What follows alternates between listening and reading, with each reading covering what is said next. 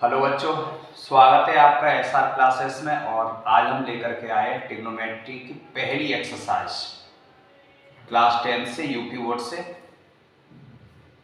Chapter है अपना त्रिकोणमिति का परिचय। देखिए, पहली एक्सरसाइज में पहला क्वेश्चन है कि त्रिभुज एबीसी में जिसका कोण बी समकोण है, ए बी बराबर 24 सेमी और BC बराबर 7 सेमी, तब निम्नलिखित का मान ज्ञात कीजिए। फर्स्ट पार्ट में पूछा गया आपसे साइन ए और कॉस ए की वैल्यू, सेकंड पार्ट में पूछा गया है साइन सी और कॉस सी की वैल्यू। देखिए किस प्रकार सॉल्व करेंगे। अब सबसे पहले जो भी बच्चे पहली बार जुड़े हैं, मैंने पिछली वीडियो में इससे संबंधित जो भी फॉर्मूला थे वो फॉर्मूला सब डिस्कस किए हैं।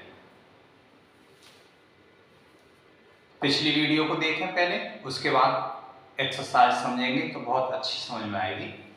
देखो, क्वेश्चन में दिया गया है कि एक ट्रायंगल है ABC जिसका कोण B समकोण है। एक ट्रायंगल बनाएंगे जिसका कोण B समकोण है। जो भी एंगल समकोण हो उसे समकोण, जहां 90 डिग्री पे दोनों रेखाएं काटेंगी उस पॉइंट पे उस समकोण बिंदु को रखेंगे। अब बाकी के जैसे B यहाँ रखा और एक ट्रायंगल ABC है तो B, उसका B पॉइंट यहाँ पे आ गया। तो बाकी का AC है, AC कहीं भी रखो, चाहे यहाँ रखो चाहे A यहाँ रखो, ठीक। AB 24 सेमी, AB की वैल्यू कितनी है 24 सेमी और BC है 7 सेमी, BC की वैल्यू 7 सेमी। तब निम्न का मान बताइए। साइन ए, अब देखिए हमने एक ट्रायंगल बनाया ABC। इस ट्रायंगल का हमें बेस पता है 24 और इसका परपेंडिकुलर भी पता है 7 सेमी। अब इसका हाइपोटेन्यूस नहीं पता, यानी कर्ण नहीं पता है हमें, तो AC तीसरी साइड निकालेंगे। और जब एक राइट एंगल ट्रायंगल में दो साइड पता हो, तीसरी साइड अज्ञात है, तब हम पाइथागोरस का प्रयोग करेंगे। तो देखिए, पाइथागोरस प्रमेय के प्रयोग द्वारा हम AC की वैल्यू निकालेंगे। तो AC निकालेंगे, AC is equal to AB square plus BC square, ठीक है। लिखेंगे हम पाइथागोरस प्रमेय से।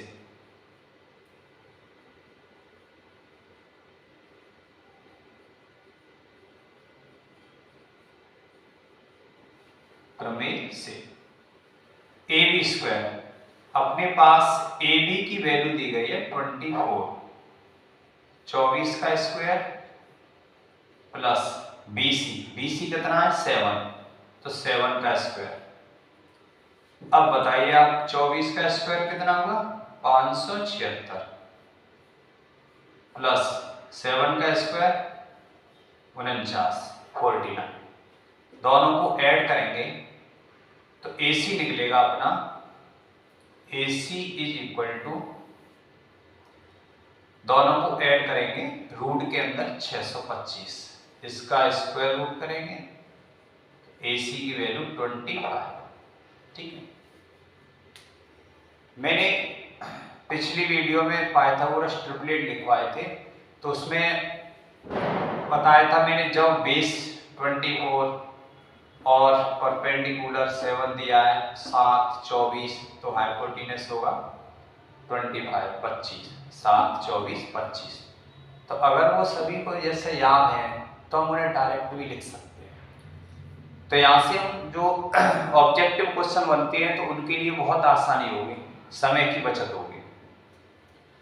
तो देखिए, AC निकाला हमने 25, AC की वैल्यू निकली अपनी 25 सेमी। अब देखो, हमें बाकी के जो भी अनुपात निकालने हैं। अब हमें फर्स्ट पार्ट में पूछा गया है साइन ए, तो साइन ए बराबर लंब बट्टे कर्ण। साइन ए बराबर होता है लंब बट्टे कर्ण, यानी भुजाओं के अनुपात में। अब देखो लंब कितना है यहाँ पे, ए एंगल है, इस एंगल ए के लिए लंब है बीसी, तो बीसी कितना है 7, और कर्ण कितना है 25, तो 7/25, साइन ए की वैल्यू निकल गई 7/25। अब कॉस ए की वैल्यू चाहिए हमें, हम यहां से कॉस ए निकालेंगे, तो कॉस ए बराबर होता है अपना आधार बट्टे कर्ण। ठीक है, जैसे मैंने बताया cos sine cos tan L A L upon के ए, यानी लाल बट्टे कक्का। तो कॉस निकालेंगे तो आधार बट्टे कर्ण। अब देखो एंगल ए के लिए आधार कितना है 24 और कर्ण कितना है 25, तो कॉस ए बराबर होगा 24/25। ठीक, ये भी आंसर हुआ क्लियर अपना। अब देखो सेकंड पार्ट में हमें पूछा गया साइन सी और कॉस सी, और ट्राइंगल अपना यही काम करेगा। तो अब साइन सी, अब इस एंगल के लिए चलेंगे। ठीक है, अब मैं यहां से लिखता हूं सेकंड पार्ट, साइन सी निकालना है, तो साइन सी बराबर क्या होता है, देखो साइन ए बराबर लंब बट्टे कर्ण, साइन सी लिखेंगे फिर भी लंब बट्टे कर्ण ही होगा, लंब बट्टे कर्ण। फर्क कितना है कि जैसे साइन ए के लिए लंब हम बीसी बोलेंगे और एंगल सी के लिए लंब हम ए बी बोलेंगे। अब यहाँ पे सी एंगल के लिए लंब होगा अपना 24 और कर्ण होगा 25, तो हम लिखेंगे 24/25। अब देखो साइन ए, एक ही ट्राइंगल में साइन ए की वैल्यू निकली है 7/25 और उसी ट्राइंगल में साइन सी की वैल्यू 24/25। अब हमें चाहिए कॉस सी, कॉस सी निकालेंगे तो आधार बट्टे कर्ण। तो अब सी, एंगल सी के लिए आधार देखेंगे तो 7 होगा और कर्ण कितना होगा 25, तो हम बोलेंगे 7/25, कॉस सी बराबर 7/25। ठीक है, साइन सी की वैल्यू और ये कॉस सी की वैल्यू। अब देखिए पहला क्वेश्चन कंप्लीट हुआ, अब सेकंड क्वेश्चन की ओर चलते हैं। अब देखिए सेकंड क्वेश्चन है कि आकृति में tan p minus cot r का मान ज्ञात कीजिए। ये एक राइट एंगल ट्राइंगल है PQR, इसका angle Q right angle 90 degree का है। ठीक है, यानी QR पे PQ लंब है, तो यहाँ पे PQ की वैल्यू 12 सेमी और PR की वैल्यू 13 सेमी। अब जो तीसरी साइड है QR, ये अज्ञात है। अब हमें tan P और cot R चाहिए, तो tan P के लिए देखो परपेंडिकुलर QR होगा और हाइपोटेनस ये 13 सेमी है और ये बेस है वो 12 सेमी है। अब यहाँ पे जो परपेंडिकुलर है QR इस P के लिए, तो ये अज्ञात है। तो सबसे पहले हमें इस पर जो तीसरी अज्ञात साइड है इस साइड को निकालना है ट्राइंगल में। तो मैंने बताया कि जब भी एक राइट एंगल ट्राइंगल में दो साइड दी गई है और तीसरी साइड अज्ञात है, तब हम वहां पाइथागोरस का प्रयोग करेंगे। देखिए सबसे पहले हम क्या करेंगे, तीसरी साइड को निकालेंगे कि ट्राइंगल PQR में हमें निकालना है QR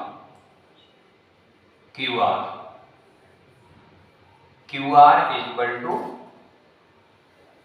PR square minus PQ square, PR square minus PQ square.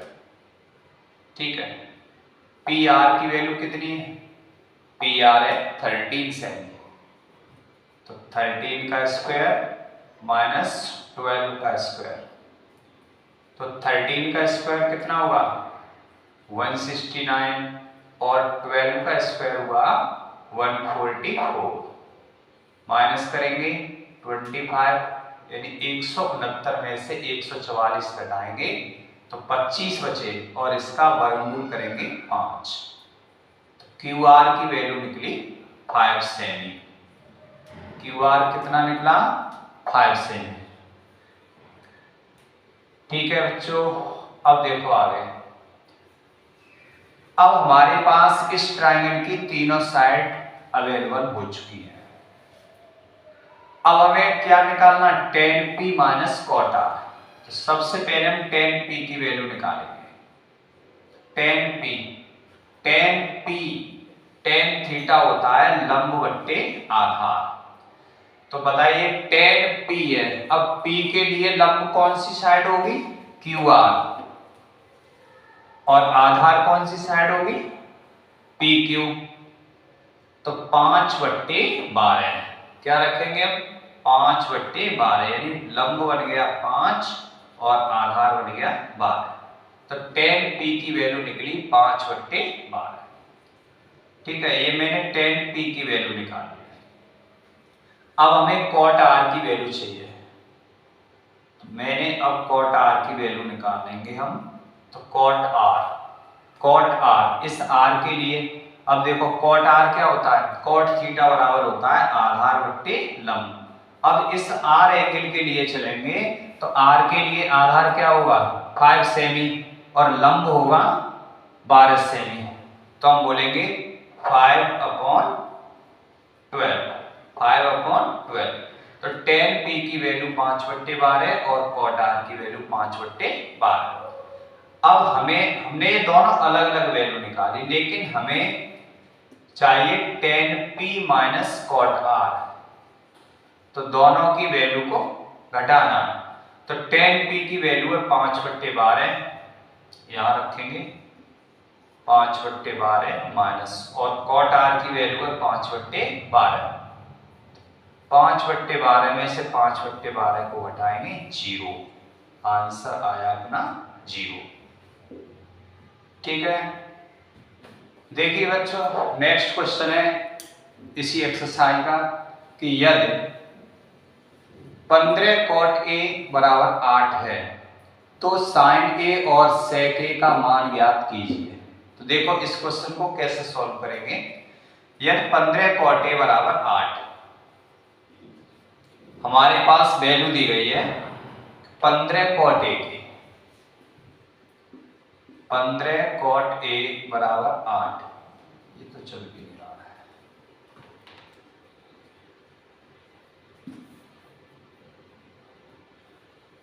पंद्रह cot a बराबर 8, यहां से हम cot a की वैल्यू निकालेंगे तो cot a निकलेगा 8/15।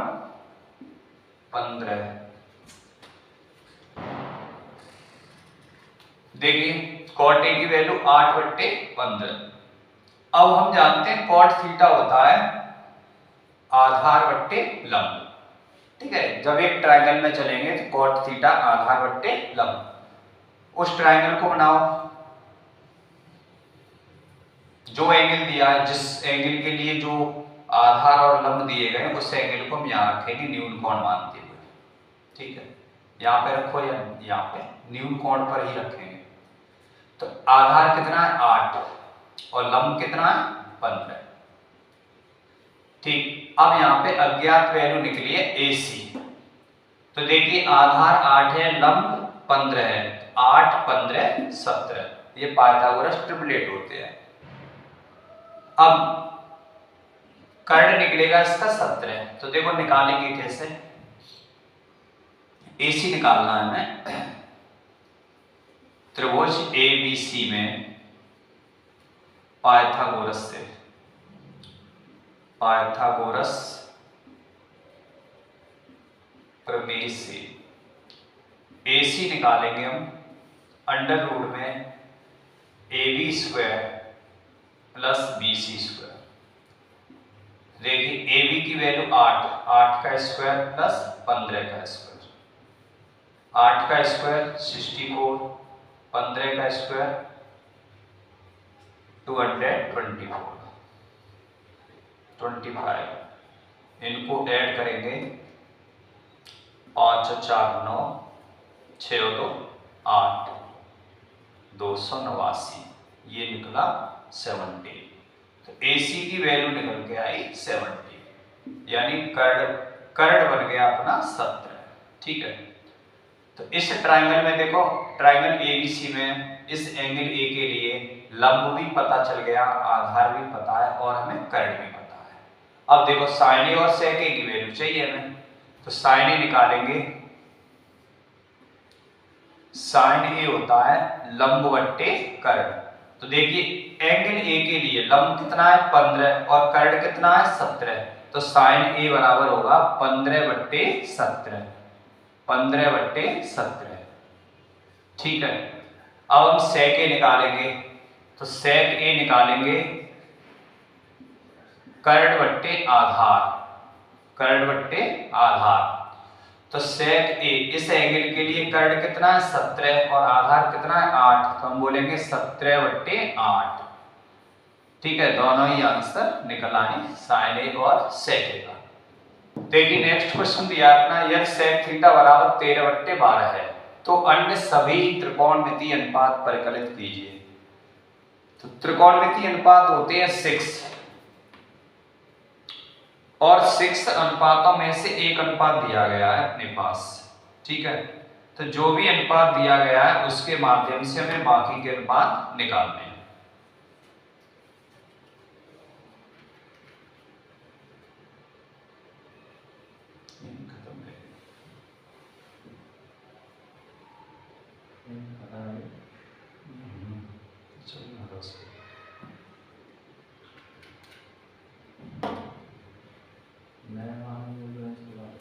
देखो अपने पास दिया गया सेक थीटा की वैल्यू,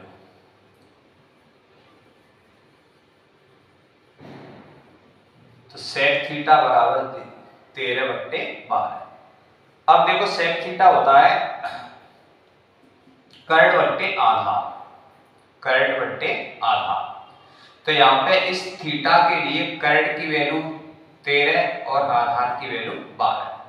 तो एक ट्राइंगल बनाओ और उस ट्राइंगल में इस थीटा एंगल के लिए चलेंगे, तो कर्ड 13 है और आधार 12 है। अब हमें चाहिए परपेंडिकुलर लंब। इस ट्राइंगल का नाम मैंने ABC दिया। ठीक है, तो हमें BC चाहिए, तो हम यहां से BC निकालेंगे, तो अंडर रूट में AC² minus AB², AC²। AC कितना है 13, तो लिखा मैंने 13 का स्क्वायर माइनस 12 का स्क्वायर,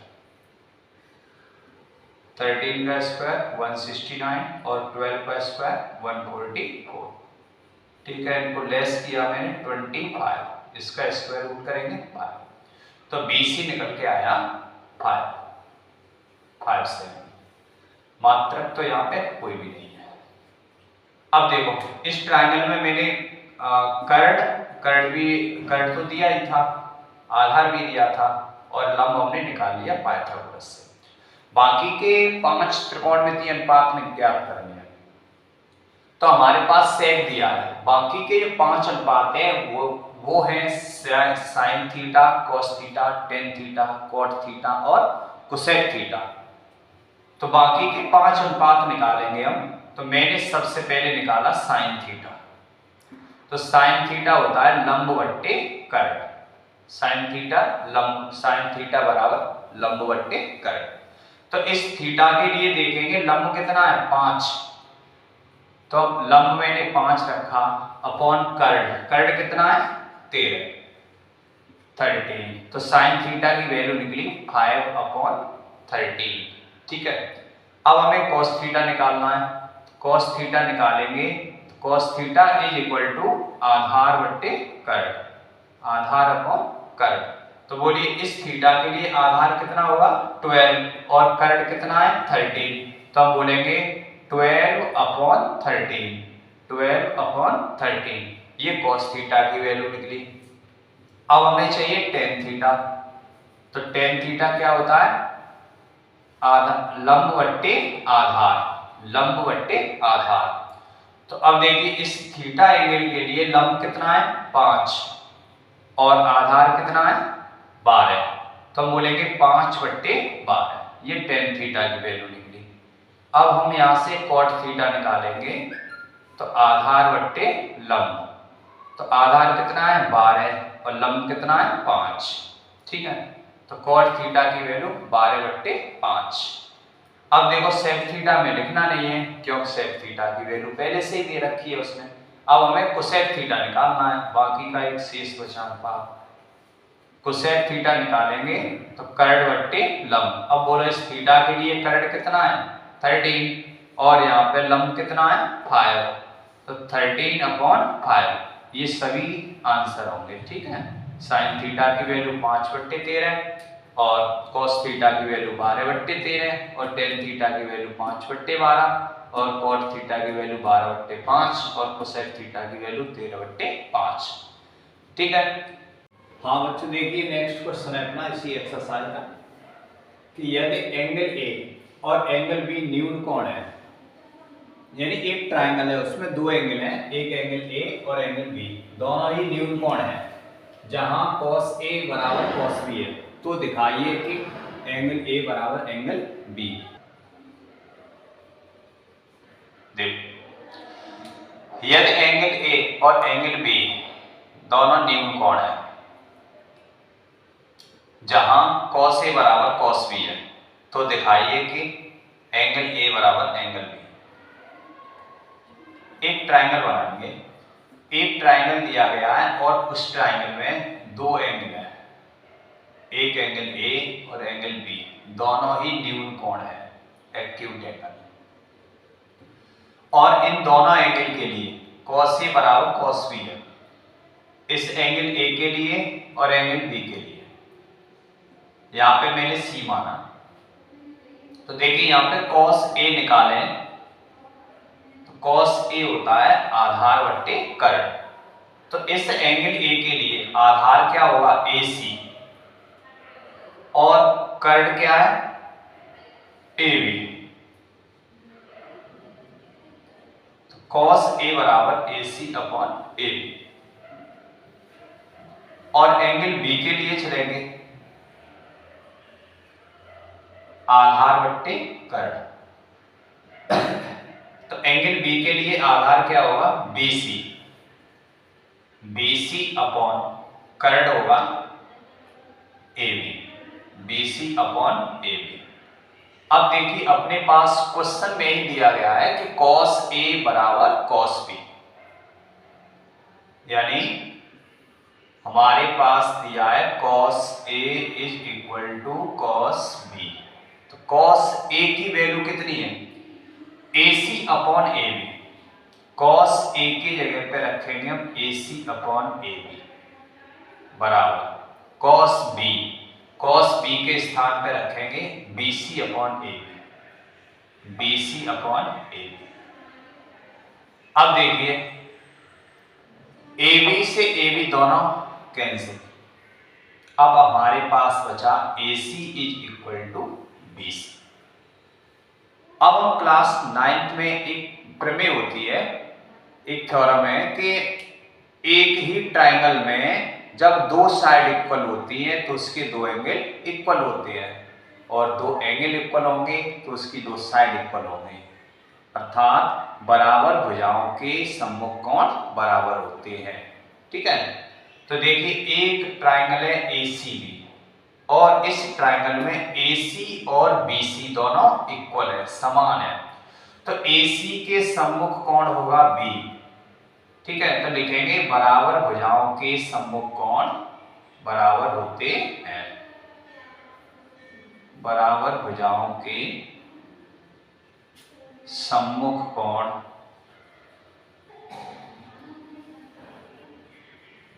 बराबर होते हैं, बराबर भुजाओं के सम्मुख कोण बराबर होते हैं। तो अब देखिए AC भुजा के सम्मुख कोण है B, तो एंगल B बराबर BC, और जो BC भुजा है BC भुजा के सम्मुख कोण है A, तो ये रिजल्ट निकला कि एंगल B बराबर एंगल A। और हमें सो दैट करना था एंगल ए बराबर एंगल बी। ठीक है, तो हम पक्षांतर करके लिखेंगे एंगल ए बराबर एंगल बी। देखिए समझ गए होंगे, मुझे उम्मीद है हर क्वेश्चन समझ में आ रहा होगा। बहुत ही स्लो और बेहतरीन तरीके से समझाया जा रहा है। यदि फिर भी कोई प्रॉब्लम आती है क्वेश्चन को समझने में तो आप मुझे कमेंट बॉक्स में एक बार जरूर बताएंगे। देखिए बच्चों, अपने पास दिया है कॉट थीटा बराबर 7/8। ठीक है, तो हम जानते हैं कॉट थीटा बराबर होता है आधार बट्टे लंब। तो हम पाइथागोरस के अनुसार एंगल थीटा के लिए आधार 7 होगा और लंब है 8। यहां से हमें करंट की आवश्यकता पड़ेगी ए बी सी। तो हमने करंट निकाला एसी निकालेंगे हम। तो 7 का स्क्वायर 49 और 8 का स्क्वायर 64।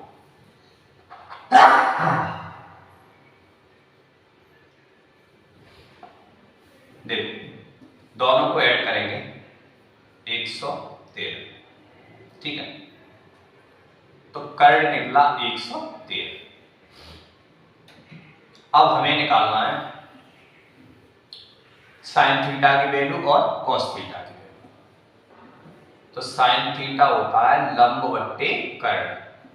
अब देखेंगे इस एंगल थीटा के लिए लंब कितना है 8 और करंट कितना है अंडर रूट में 113। ठीक है, अब हम कॉस थीटा निकालेंगे तो आधार बट्टे करंट। तो आधार कितना है इस थीटा के लिए 7 और करंट कितना है रूट में 113। 7/113। ठीक, अब देखो हमने साइन थीटा की और कॉस थीटा की दोनों वैल्यू निकाल के रखी। अब हमें फर्स्ट पार्ट में वैल्यू याद करनी है कि 1 प्लस साइन थीटा और 1 minus sine theta upon 1 plus cos theta 1 minus cos theta. अब देखो 1 plus sine theta 1 minus sine theta, sine की वैल्यू हमारे पास कितनी है 8/√में 113। तो 1 plus 8/√113 1 minus 8/√113 upon 1 plus cos theta की वैल्यू कितनी है 7/√113 7/√113 1 माइनस 7/√113। अब देखिए 1 प्लस मतलब a प्लस बी एक ब्रैकेट में और सेकंड ब्रैकेट में a माइनस बी। तो एक सर्वसम्मिका है a प्लस बी और a माइनस बी, जिसको हम वर्गांतर के नाम से जानते हैं। तो यानी यहाँ पे जो सर्वसम्मिका लगेगी तो ये बनेगी a plus b a minus b बराबर a square minus b square. a square यानी 1 का स्क्वायर माइनस 8/√113 का स्क्वायर अपॉन यहाँ भी 1 का स्क्वायर माइनस 7/√113 का स्क्वायर।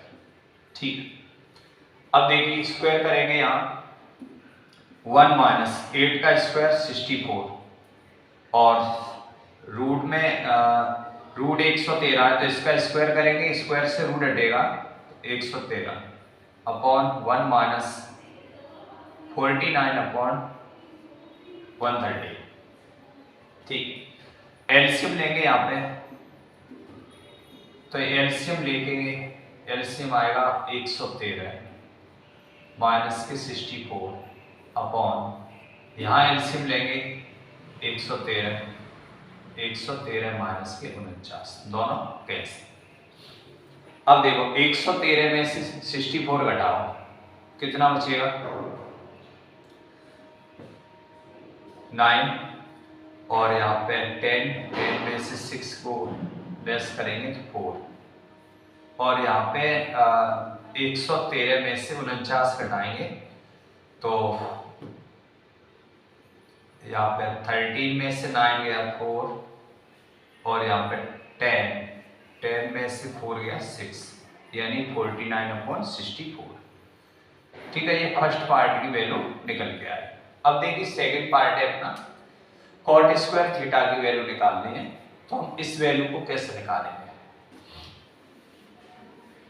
अब हमारे पास दिया गया, देखो सेकंड पार्ट के लिए कॉट थीटा तो हमारे पास पहले से है ही, हमारे पास कॉट थीटा दिया गया है और हमें सेकंड पार्ट में निकालना है कॉट स्क्वायर थीटा। तो हम कॉट स्क्वायर थीटा को लिख सकते हैं कॉट थीटा का होल स्क्वायर, और कॉट थीटा की वैल्यू है 7/8, इसका स्क्वायर करेंगे तो 7 का स्क्वायर 49 और 8 का स्क्वायर 64। ठीक है, देखिए बच्चों, उम्मीद है पूरा क्वेश्चन कंप्लीट समझ में आया होगा। नेक्स्ट क्वेश्चन की ओर चलें।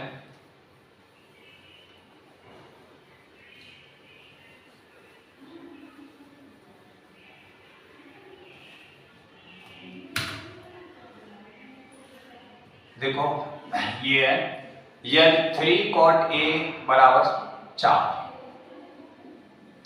यहाँ पे दिया गया अपने पास 3 cot A बराबर 4 दिया, मैंने लिखा 3 cot A बराबर 4।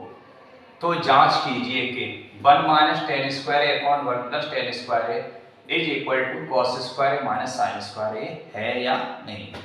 वैसे तो एक फॉर्मूला ही होता है कि ये cos 2a का फॉर्मूला है और ये भी cos 2a का फॉर्मूला है, cos 2a बराबर cos 2a निश्चित ही इक्वल होंगे। लेकिन अब ये जो फॉर्मूला है ये 11th क्लास से स्टार्ट होती है इस फॉर्मूले की। ठीक है, तो इसलिए हमें ये वैल्यू रखकर ही, यानी पाइथागोरस के द्वारा ही जांच करेंगे इसकी। तो देखिए 3 cot A बराबर 4, यानी अब हम यहाँ से cot A की वैल्यू निकालेंगे तो ये निकलेगी 4/3, cot A की वैल्यू 4/3। ठीक है, अब देखो tan A की वैल्यू निकालनी है, तो अब हम यहाँ या तो पाइथागोरस का प्रयोग करके निकालें या हम डायरेक्ट निकाल सकते हैं। जब cot A की वैल्यू 4/3 है तो tan A की वैल्यू 3/4 होगी, क्योंकि cot और tan दोनों ही रेसिप्रोकल अनुपात हैं, एक दूसरे के व्युत्क्रम है। जो साइन की वैल्यू होती है उसको व्युत्क्रम कोसेक की वैल्यू होगी, जो कॉस की वैल्यू होती है उसके व्युत्क्रम सेक की वैल्यू होती है। ठीक है, लेकिन हमें कॉस की और साइन की वैल्यू और चाहिए, इसलिए हमें पाइथागोरस मतलब राइट एंगल ट्रायंगल बनाना पड़ेगा। तो देखिए एंगल ए के लिए चलेंगे, जिस एंगल के लिए चलेंगे उसे न्यून कोण पे रखेंगे, जो भी एंगल है वो न्यून कोण पे रखा जाए। अब देखो cot A बराबर होता है आधार बट्टे लंब, तो इस एंगल के लिए आधार कितना है 4 और लंब कितना है 3, तो यहाँ पे 4 रखा, यहाँ पे 3 रखा और इसका जो हाइपोटेनस होगा वो निकलेगा 5। देखो कैसे निकाला मैंने, AC निकालना है, हमें AC निकालेंगे तो रूट के अंदर AB² + BC², AB² + BC²। ठीक है, तो AB कितना है 4 का स्क्वायर 16 हुआ, BC कितना है 3 का स्क्वायर 9, तो 16 + 9 ये 25 का स्क्वायर रूट 5। ठीक है, तो AC निकाला। अब हमें किस किस अनुपात की आवश्यकता है उसी को निकालेंगे। हमें tan चाहिए और cos चाहिए और sin चाहिए, तो तीनों ही अनुपात निकाल के रखो पहले। अब हम tan A निकालेंगे, तो tan A बराबर होता है लंब बट्टे आधार, लंब बट्टे आधार। तो यहाँ देखो इस ट्रायंगल में एंगल A के लिए लंब कितना है 3 और यहाँ पे आधार कितना है 4, तो tan A की वैल्यू निकलेगी 3/4। ठीक है, cos A निकालेंगे तो cos A की वैल्यू होती है आधार बट्टे कर्ण, आधार बट्टे कर्ण। तो देखिए इस एंगल A के लिए cos A निकाले तो cos A के लिए आधार कौन सा है 4 और कर्ण कितना है 5, तो वैल्यू निकलेगी 4/5। अब देखो हमें sin A की वैल्यू निकालनी है, तो साइन ए निकालेंगे तो लंब बट्टे कर्ण। तो देखिए साइन ए के लिए लंब कितना है, लंब कितना है 3 और कर्ण कितना है 5, तो 3/5, 3/5। ठीक है, ए के लिए लंब 3 होगा और कर्ण होगा 5, तो 3/5।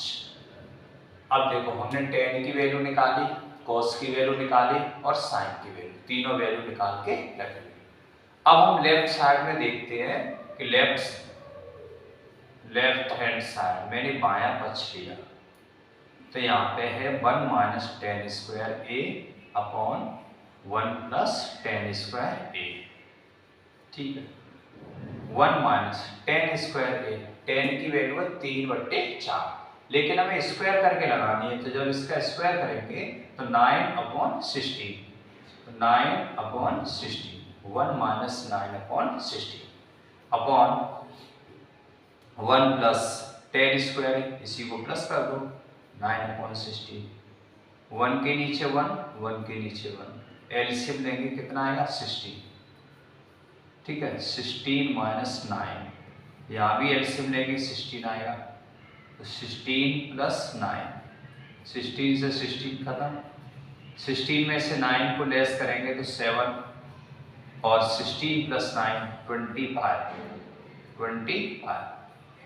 तो जो लेफ्ट साइड की वैल्यू निकली है 7/25, 7/25। ठीक है, अब देखते हैं राइट साइड, तो यहाँ पे राइट साइड की वैल्यू निकालते हैं। राइट हैंड साइड है cos square a minus sine square है, cos square a minus sine square a। तो देखिए cos square a, cos a की वैल्यू कितनी है 4/5, लेकिन स्क्वायर करके लगानी है वैल्यू, तो जब स्क्वायर करेंगे इसका तो मैंने लिखा 4/5 का स्क्वायर माइनस साइन a की वैल्यू 3/5, 3/5 का स्क्वायर, तो रिएक्ट मिलेगा 16/25 माइनस 9/25। ठीक है, 16/25 माइनस 9/25, एलसीएम लेंगे 25, 16 माइनस 9, 7/25। तो देखिए जब लेफ्ट साइड सॉल्व की हमने तो वहां भी 7/25, और जब राइट साइड को सॉल्व किया तो यहाँ भी 7/25। तो यहाँ पे देखेंगे दोनों पक्ष इक्वल है, तो हम लिखेंगे अतः LHS is equal to RHS। ठीक है, इस प्रकार से क्वेश्चन कंप्लीट होता है। अब